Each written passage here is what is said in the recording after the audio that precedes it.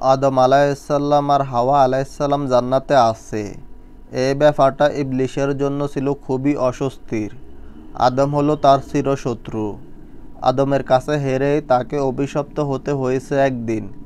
সেই চিরশত্রুকে চিরসুখের উদ্যানে চিরস্থায়ীভাবে থাকতে দেখাটা অসুবিধার বয় কি?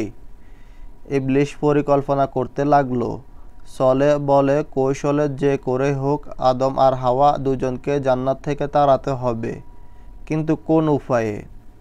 অবশেষে বুদ্ধি পেল সে। আল্লাহ সুবহানাহু ওয়া তাআলা আদম আলাইহিসসালাম আর হাওয়া আলাইহিসসালামকে জান্নাতে থাকতে দিয়েছেন। জান্নাতের অবারিত সীমাহীন নিয়ামত ভোগের অনুমতি দিয়েছেন ঠিক, তবে একটা নির্দিষ্ট গাছের কাছে ঘেঁষতে নিষেধ করেছিলেন। ইবলিস এই তথ্য জানত, ফলে সে সেটাকে কৌশল হিসেবে কাজে লাগালো। ছদ্মবেশ ধরে এসে সে আদম আর হাওয়া আলাইহিসসালামকে ফুসলাতে লাগলো। যে গাছের কাছে আল্লাহ সুবহানাহু ওয়া তাআলা তাদের ঘেঁষতে নিষেধ করেছেন সেটার কাছে যাওয়ার এবং সেই গাছের ফল খাওয়ার ব্যাপারে কানফড়া দিতে লাগলো ইবলিস। এই কানফড়া দেওয়ার সময় ইবলিস আদম আলাইহিসসালাম আর হাওয়া আলাইহিসসালামকে কি বলেছিল জানেন? সে বলেছিল, নিশ্চয়ই আমি তোমাদের সত্যিকারের শুভাকাঙ্ক্ষী। সূরা আল আরাফ আয়াত 20। ইবলিস বলেছিল সে আদম আলাইহিসসালাম আর হাওয়া আলাইহিসসালামের শুভাকাঙ্ক্ষী। ভাবতে পারেন ব্যাপারটা?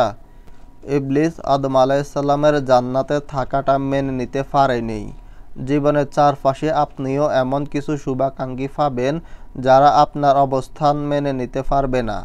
আপনার উন্নতি, আপনার সুখ সমৃদ্ধি, আপনার অর্জন, এইসবের কোনো কিছুই তারা সহ্য করতে পারবে না। কিন্তু তারা যে সহ্য করতে পারছে না সেটা কখনোই মুখ ফুটে বলবে না। ইবলিস যেমন আদম আলাইহিসসালামের কাছে এসে কানফড়া দিয়ে বলেছিল, আমি তো তোমার শুভাকাঙ্ক্ষী।